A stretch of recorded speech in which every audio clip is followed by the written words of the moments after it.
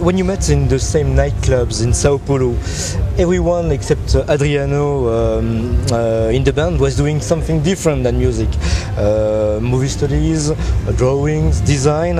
Why did you choose to bring all this creativity into music?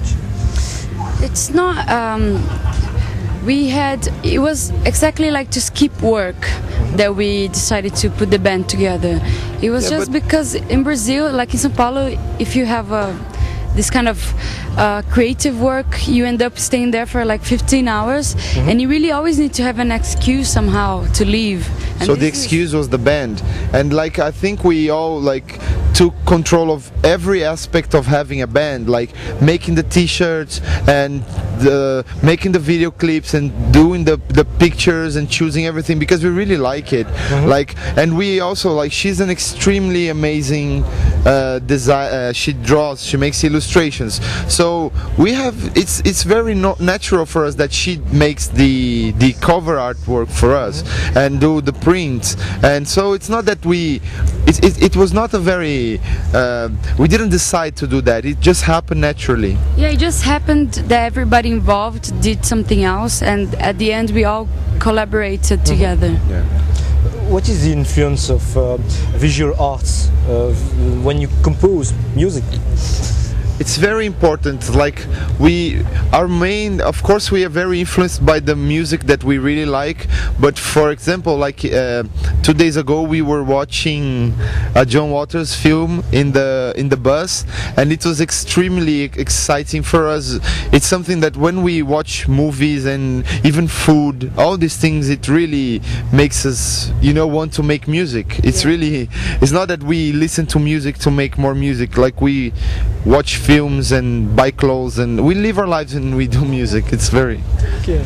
It's strange, but CSS has a post-punk approach, artistic approach, but seems to be very comfortable with easy pop, cheesy pop. I think that we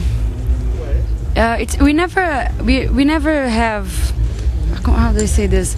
We never lift flags about movements or stuff. We just do our things. We just end up doing all our stuff by ourselves. But I don't consider ourselves like as a band. Yeah. But the thing is that we just like live our lives normally, and we end up liking this pop cheesy stuff. Yeah. And this is like as a band, that's what we always say. Like as a band, our first scene was the internet. We never felt comfortable especially in the Brazilian music scene. It was something very far from our universe. Although I had bands and I used to play like for 10 years, like in São Paulo, but I always felt really annoyed with that very thematic thing about bands. They always have to have a theme, like, oh, I'm a blues punk garage band, we are a post-punk. No, we just do whatever we want to do. And then since we do everything, it ended up being like do it yourself, and we have this punk feeling. Okay.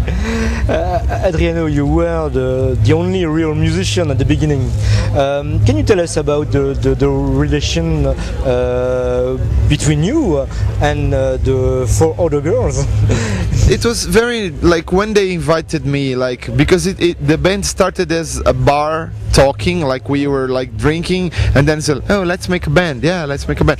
And then I told them, like, since I was playing like for 10 years in other bands, I said, okay, I can make a band with you, but I don't want to make another band for me to play guitar or bass, although now I play the bass. But at the time I said, I don't play the drums, so I would like to play the drums, because then we would all grow up together.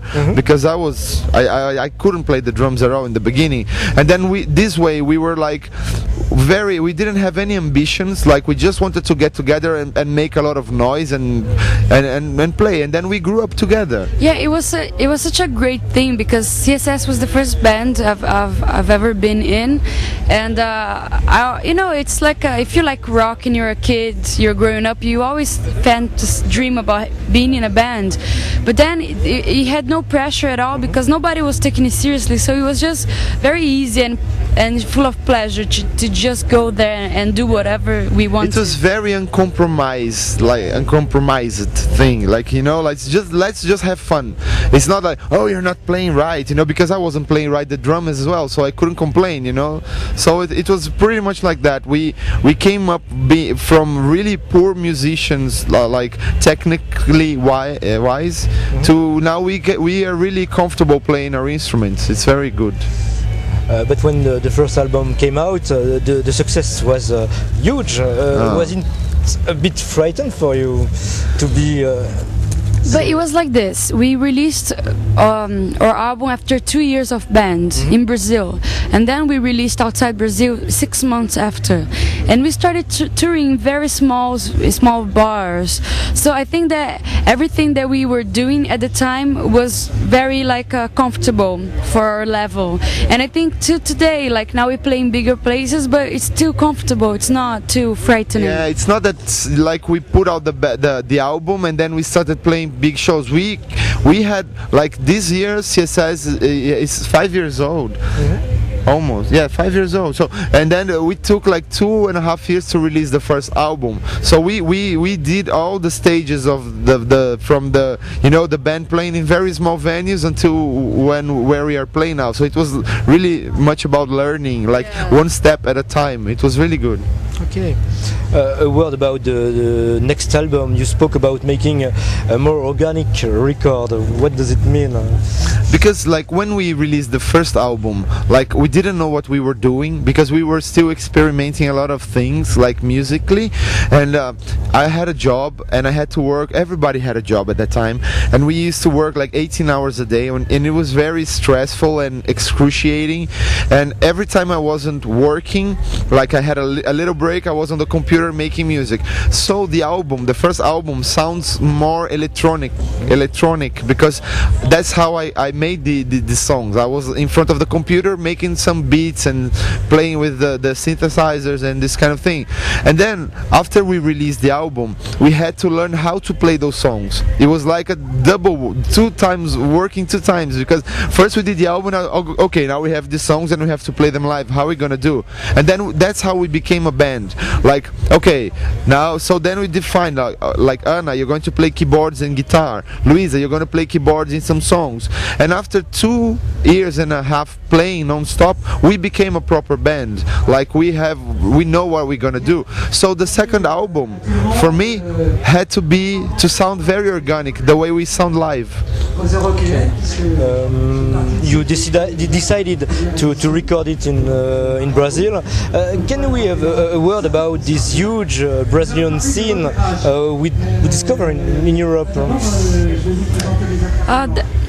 There's not really a scene in Brazil for music. We never felt that we belonged to a scene, and I think the scene that we were closest to was the fashion scene, just because most of our friends, they worked as designers, and we played in lots of parties like for the fashion week, and it was so much better because if you play in a rock venue, they give you a warm beer, and if you play in a nice party for the fashion week, they give you a glass of champagne. So it was just easier to choose, and it's not too exciting, but at the same time we don't go back in there for like the past 2 years, so we don't know what's going on. Yeah. I know, like in Brazil, the big scene is the electronic scene. You have a lot of DJs and very like house, techno, and this kind of thing is very big in Brazil. But for bands, it was always very bad.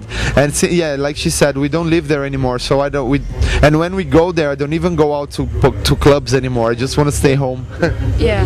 But there were amazing bands in Brazil. Oh yeah. I'm thinking about Os Mutantes. Oh yeah. Oh yeah. But they're the only. They're very great ones, but they are one that we can say that we truly love them, because the new bands, I really don't like any of them. Like the mainstream bands in Brazil, I think they suck. I listen to a lot of Brazilian music, like Mutantes and Rita Lee and Caetano Veloso, Chico Buarque. But it's something that I started listening to when I was old, like, you know, like when I was 28. That's when I started to listen to these bands. So it's not that, you know. It's And what weird. about the relationship, the artistic relationship with other bands in Europe? I'm thinking of Gossip, for example. We met loads of bands while touring, and I think that the one that we get along well the most is Till and the Wall from America. We did a tour with them through Europe in April last year, and I think that we don't sound similar at all, but our energies and our humor is very similar, and we have such a good time together. And usually when we have tours, we always choose bands that we know we get along with more than the musical, how they sound like. Yeah. We always choose like the bands to tour with more because of the people that are in the band than the music itself. But we met the Gossip and we made friends with them, and it was amazing. We know like Peter, Bjorn and John. We know a lot of bands because of the festivals. You end up playing with the same bands the whole summer, Yeah. and then you become friends or not. Is there a dream collaboration with? I do a lot of remixes for other bands, and this is how I collaborate with them, like at the moment. And it's not that we have in this album we don't have any kind of collaboration, exterior collaboration, because we didn't have too much time to do it. But I think that since now we're all based in London, we live there. Maybe it's possible to have some kind of collaboration, because you live there, you can call people to come to your house. It's not like, oh, go to Brazil. No, it's go to East London. It's closer. Okay, thank you so much. Thank you. Thank you.